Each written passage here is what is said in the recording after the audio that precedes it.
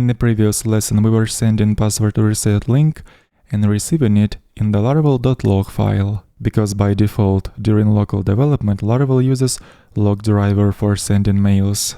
And all mails that we're gonna send from our application will end up in laravel.log file.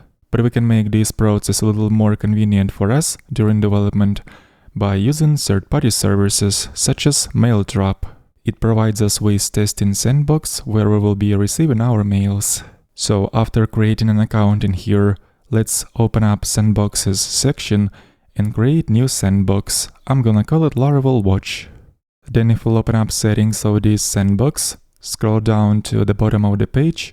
In here, let's choose Laravel 9+, and we'll be presented with all environment variables that we'll have to paste into our file with environment variables, and this way, current Mailtrap Sandbox will be integrated into our application. So I'm gonna open up my environment variable file.env. In here, let's find all environment variables that are responsible for sending mails that start with mail prefix, and I'm going to replace some of these variables with those that I have just copied from Mailtrap service. Let's just go back to Mailtrap once again and copy password separately by clicking on this label.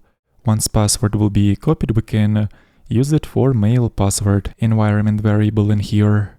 And that's actually all that we need to do to start receiving mails into this Mailtrap Sandbox. Let's try it out.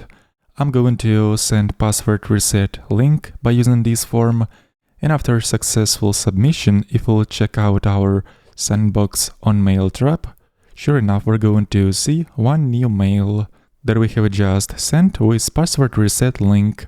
We can click either on this button or copy reset link at the bottom, open it up in the browser, and for now we're going to see such error that we'll be fixing in the next lesson.